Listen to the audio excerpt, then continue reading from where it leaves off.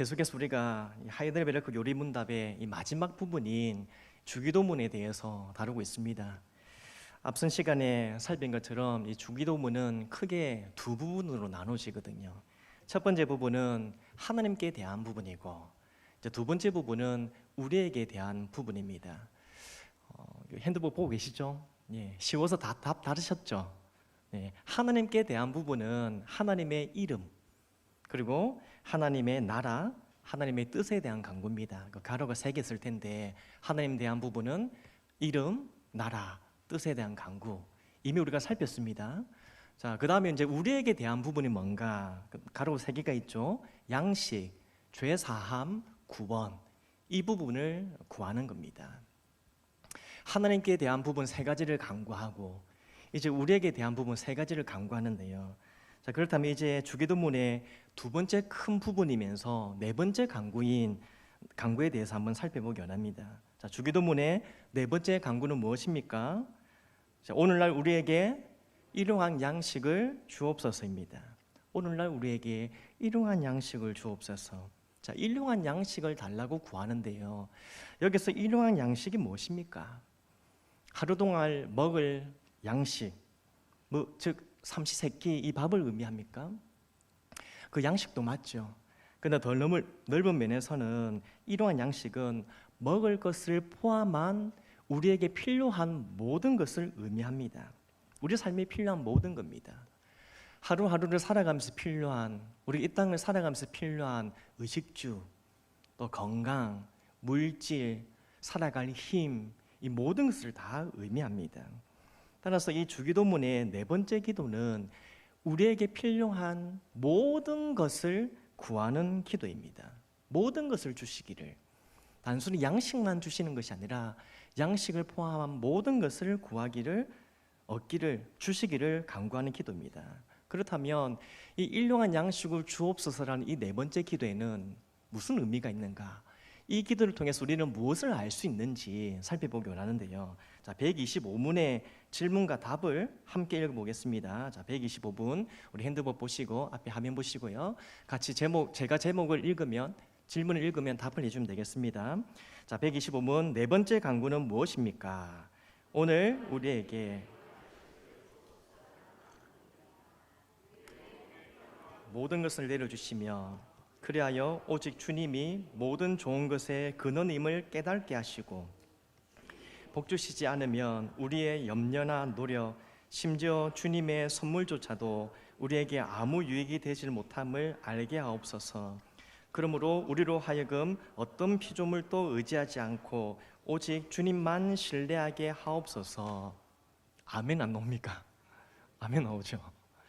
자, 네 번째 강구를 통해서 이런 내용인데요. 자, 이걸 조금 풀어보면 이 네 번째 강구를 통해서 무엇을 알 수 있는가? 첫 번째는 하나님이 모든 좋은 것의 근원이심을 알고, 자, 하나님이 모든 좋은 것의 근원이심을 알고 하나님만 의지해야 한다는 겁니다. 하나님이 모든 좋은 것의 근원이고 그 하나님을 의지해야 된다는 것을 가르쳐 줍니다. 이스라엘 백성들이 광야에서 어떻게 지냈습니까? 아무것도 없는 광야입니다. 그곳에서 40년 동안 방황하면서 다 굶어 죽었습니까? 그렇지 않죠. 그들은 광야에서도 부족함이 없이 지냈습니다. 왜냐하면 하나님께서 불기둥과 구름 기둥으로 지켜주시고요, 그리고 날마다 만나와 메추라기로 공급하시고 먹이셨기 때문입니다. 세상을 창조하신 하나님, 세상을 창조하신 이 하나님은 세상을 창조하시고 그냥 방치하시지 않거든요. 그리고 하나님의 백성들에게 자, 너희끼리 그냥 잘 살아봐, 그렇게 하지도 않습니다. 모든 것의 근원이신 창조주 하나님은 자기 백성들을 돌보시는 하나님이십니다. 광야에 있는 그 자기 백성들을 돌보신 것처럼 택한 자들, 구원한 백성들을 돌보아 주십니다. 다시 말하면 하나님은 세상을 살아가는 우리에게 필요한 것이 무엇인지를 살피시고요, 우리에게 필요한 것이 무엇인지를 살피실 뿐 아니라 그 필요하신 것을 아시고 채우시는 하나님이십니다. 마태복음 6장 31절과 32절에서 예수님께서 우리에게 뭐라고 말씀하십니까? 같이 한번 읽어보겠습니다. 31절 32절 시작. 그러므로 염려하여 이르기를 무엇을 먹을까 무엇을 마실까 무엇을 입을까 하지 말라. 이는 다 이방인들이 구하는 것이라. 너희 하늘 아버지께서 이 모든 것이 너에게 있어야 할 줄을 아시느니라. 아멘. 보십시오. 예수님은 우리에게 염려하지 말라 하시면서 하늘 아버지께서 다 아신답니다. 뭘 아신다고요? 우리에게 필요한 것이 무엇인지를 아신대요. 의식주, 먹을 것, 입을 것, 쓸 것, 오늘을 살아가면서 우리에게 필요한 것이 무엇인지 하나님은 아신다고 합니다. 아신다는 것은 그것을 채우신다는 것이죠.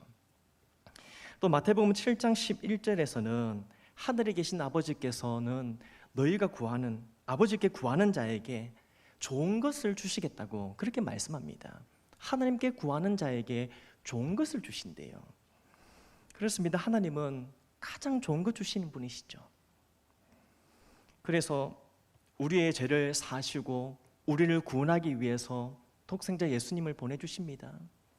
이 땅을 살아가는 우리가 참 연약하고 참 힘든 세상을 사는 우리를 도우시기 위해서 성령님을 보내주시고요. 그래서 우리가 늘 함께하며 우리를 위로해 주시고 연약함을 도우시고 우리의 삶을 인도하시는 이 은혜를 내려주십니다.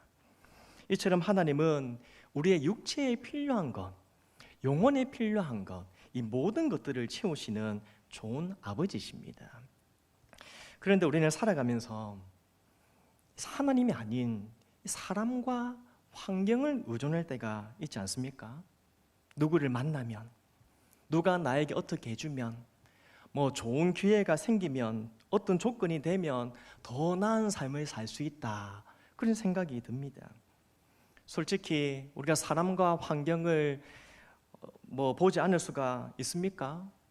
어떻게든 어떤 사람의 도움을 받아야 되고 좋은 환경이 되어야 되죠. 그러니까 의존할 수밖에 없습니다.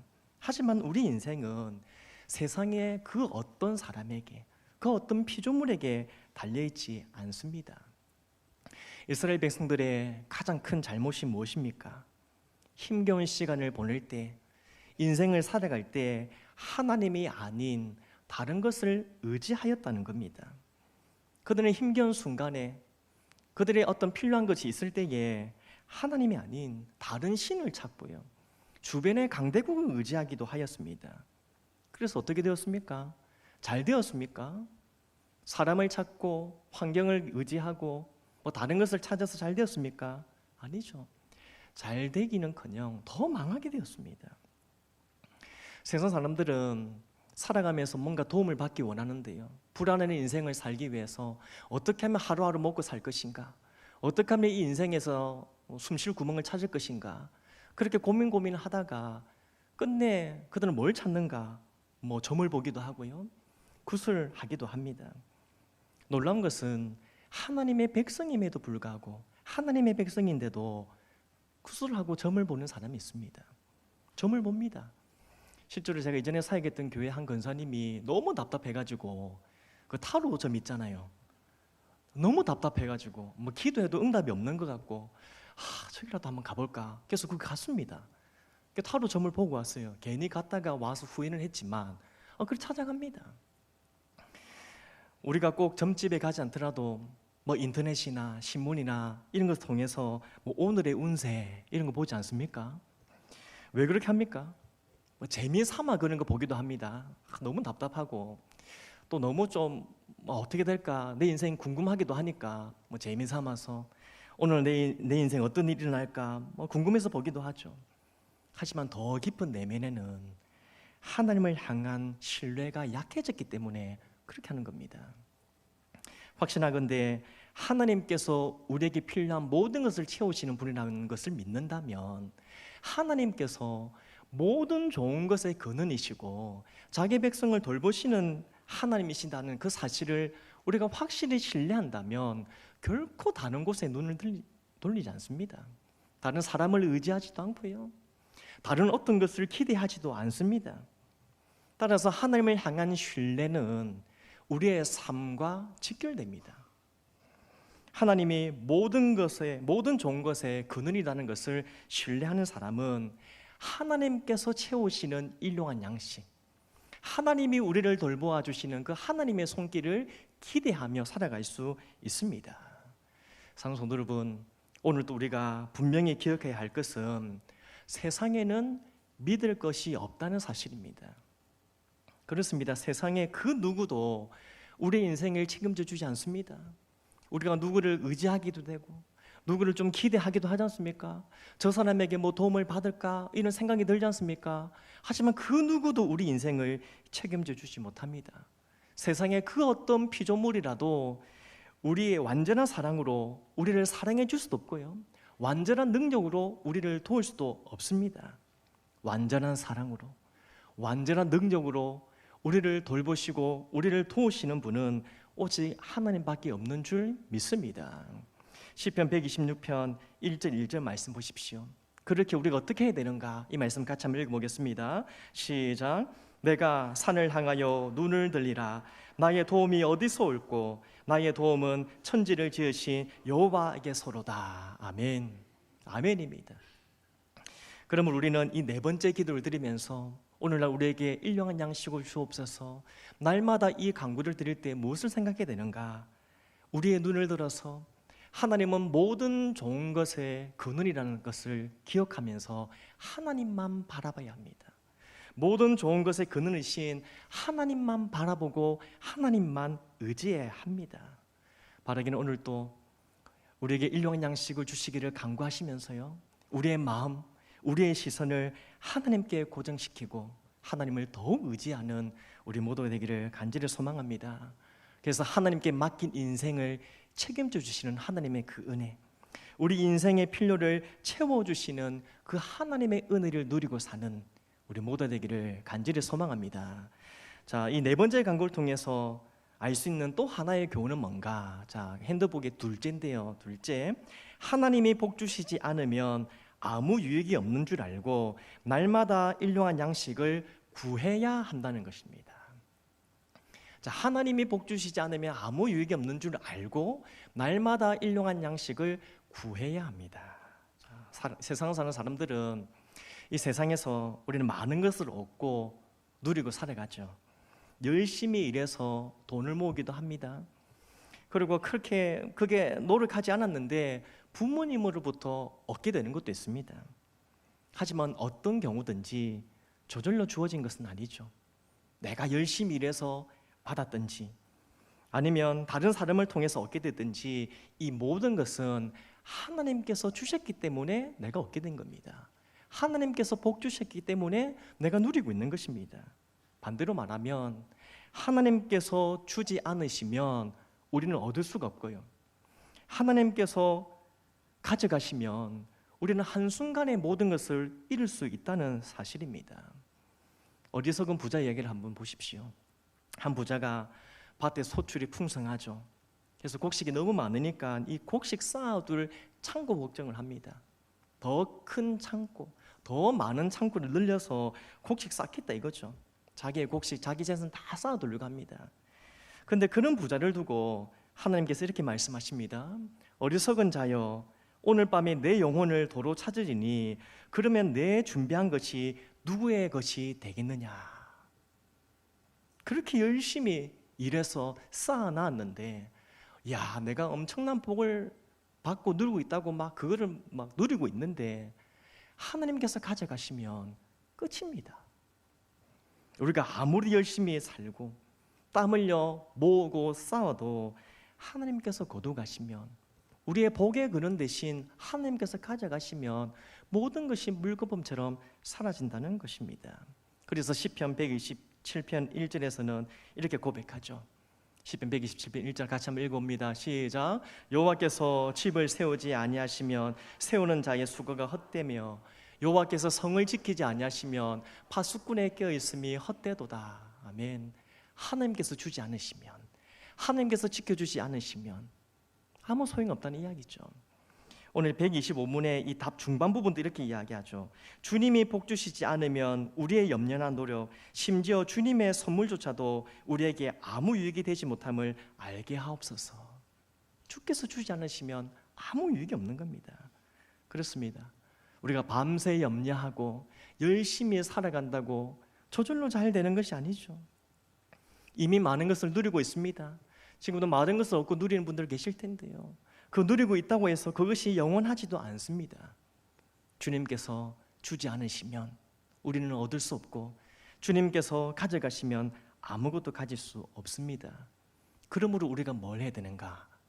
그렇게 우리는 기도해야 합니다. 하나님께서 복 주시지 않으시면 안 되기에 하나님의 은혜를 구해야 되는 거죠. 그래서 우리는 날마다 일용한 양식을 주옵소서, 하나님 일용한 은혜를 주옵소서, 그렇게 적극적으로 간구해야 합니다.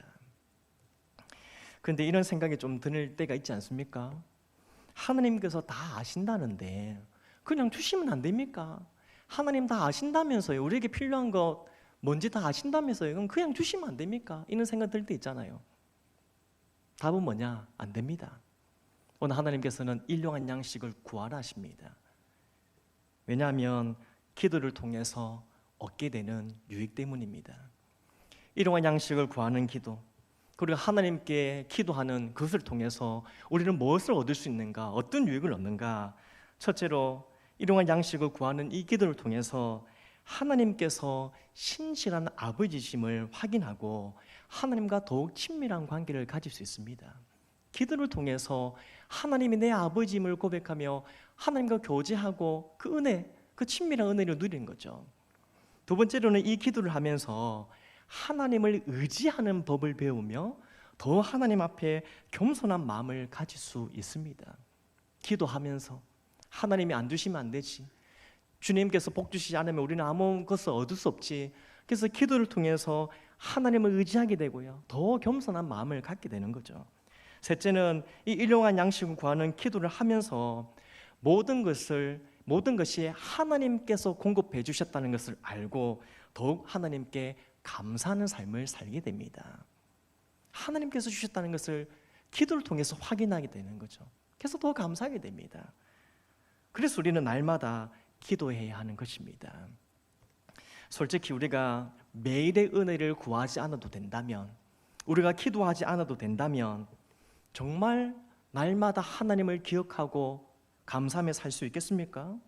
만약 기도하지 않아도 하나님께서 다 채워주신다, 정말 하나님께 감사하며 정말 하나님께서 주셨다는 것을 인정하며 살 수 있을까요? 아마 모든 것이 당연히 된 줄 알고 그냥 살다 보니 그냥 채워지고 그냥 되는 줄 알고 하나님을 잊어버리게 되지 않겠습니까? 그래서 아굴의 기도가 중요합니다. 자, 아굴의 기도, 잠언 30장 8절 9절인데요. 이 기도를 같이 한번 읽어보겠습니다. 시작. 곧 헛된 것과 거짓말을 내게서 멀리 하옵시며 부하게도 마옵시고 오직 필요한 양식으로 나를 먹이시옵소서. 혹 내가 배불러서 하나님을 누구냐 할까 하오며 혹 내가 가난하여 도둑질하고 내 하나님의 이름을 욕되게 할까 두려워함이니이다. 아멘. 보십시오. 너무 부하면 배불러서 하나님을 잊게 되고요, 너무 가난하면 죄를 지어서 하나님을 욕되게 하는, 그렇게 사는 것이 인간의 본성입니다. 배부르면 하나님 잊고 배고프면 하나님께 원망하는 거죠. 때문에 아굴은 가난하게도 마옵시고 부하게도 말고 하나님 내게 일용한 양식을 주옵소서, 그 일용한 은혜를 주시기를 간구합니다. 하나님 부하게도 마시고 가난하게도 마시고 오늘도 하나님의 그 일용한 양식으로 살게 없어서, 다시 말하면 날마다 하나님을 기억하고요, 겸손히 하나님을 의지하고 매일의 은혜를 간구하면서 하나님께서 베푸시는 그 은혜를 확인하며 더 감사하는 삶을 살기를 바랬던 것입니다. 사랑하는 성도 여러분, 오늘도 일용한 양식, 일용한 은혜, 하루하루 살아갈 은혜를 적극적으로 구할 수 있기를 바랍니다. 그래서 이 기도를 통해서 하나님의 손길을 경험하고 오늘도 나에게 일용한 양식으로 채우신 하나님, 오늘도 나를 돌보시는 그 하나님의 손길을 경험하고 더 주님 앞에 겸손한 마음으로 하나님 은혜에 감사하고 주신 것에 만족하며 그렇게 주께 영광 드리는 복된 삶을 사는 우리가 되기를 간절히 소망합니다. 자, 마지막으로 이 네 번째 강구를 통해서 알 수 있는 것은, 자, 가로 셋째입니다. 나의 양식이 아닌 우리의 양식을 생각하며 하나님의 복이 흘러가도록 해야 한다는 겁니다. 자, 나의 양식이 아닌 우리의 양식을 생각하며 하나님의 복이 흘러가도록 해야 한다. 자, 가로 다 쓰셨죠. 자, 네 번째 강구에서 우리가 마지막으로 주목할 단어는 우리라는 단어입니다. 우리요. 이런 양식을 주시도록 간구할 때 나에게가 아니라 우리에게 주시도록 간구하고 있습니다. 자, 네 번째 기도만이 아니라 다섯 번째, 여섯째 기도도 동일합니다. 우리에게, 우리에게 지은 죄, 우리를 심에 들게 마옵시고 우리를 강조합니다. 나에게가 아니라 우리에게 이루어 주시기를 기도하고 있죠. 이것은 자기 중심적이고 이기적인 세상의 원리와 구별됩니다. 그렇습니다. 하나님의 나라는 개인주의가 아니고요, 이타주의이고 공동체적입니다. 오늘 이 구약의 율법에서도 하나님은 우리를 강조합니다. 레위기 19장과 이 신명기 24장 보면 하나님은 나그네와 고아 그리고 과부를 위해서 자기 밭에 떨어진 이삭을 남겨두라고 합니다.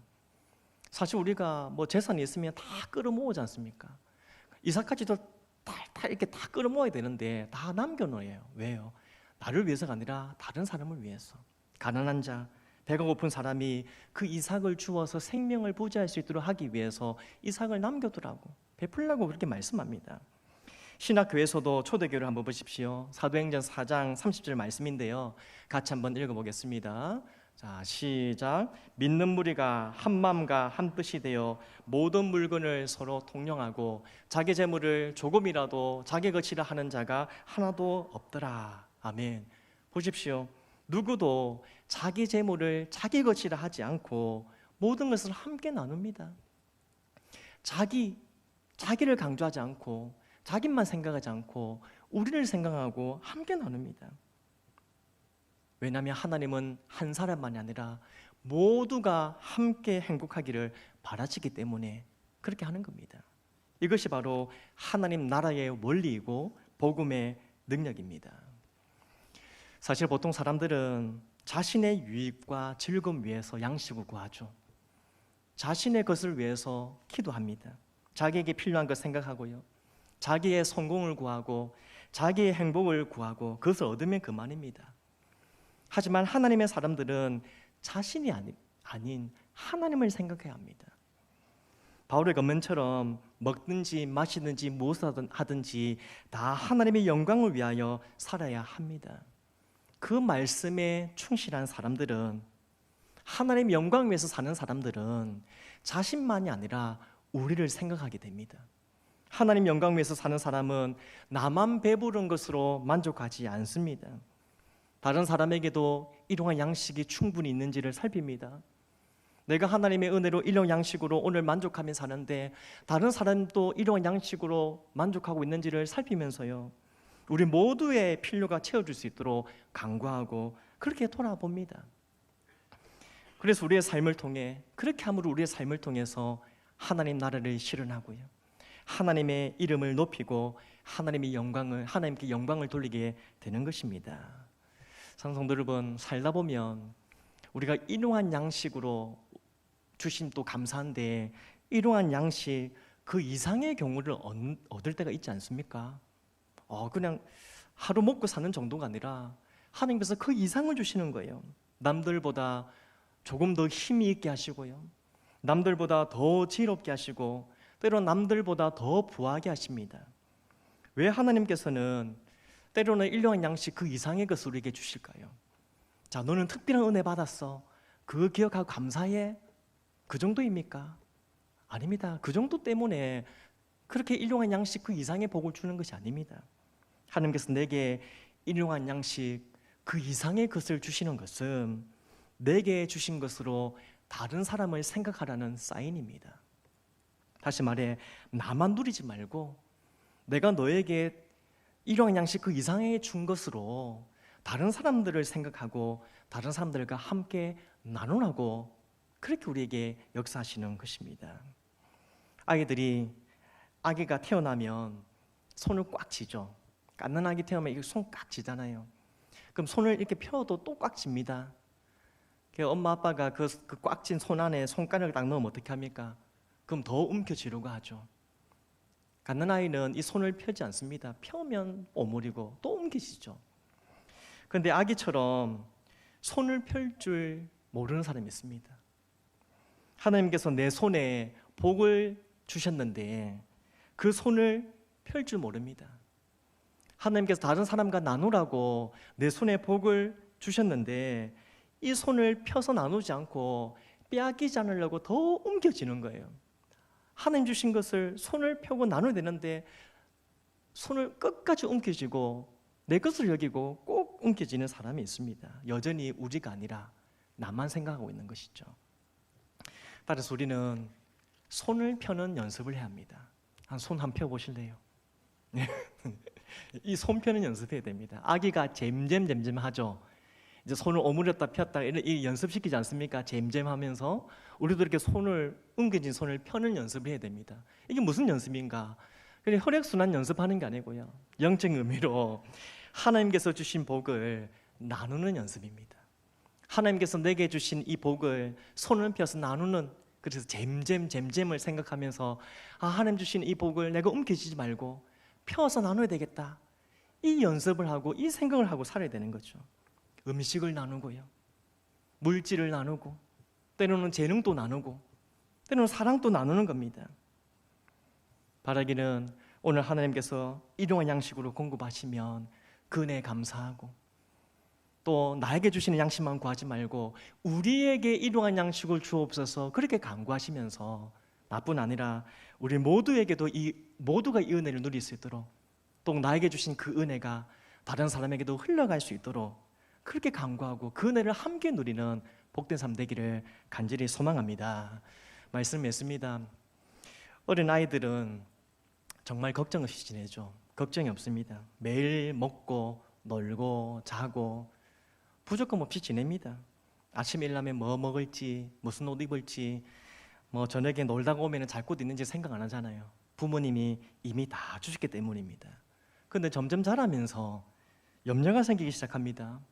먹을 것, 입을 것, 쓸 것이 많아지면서 염려가 더해지죠.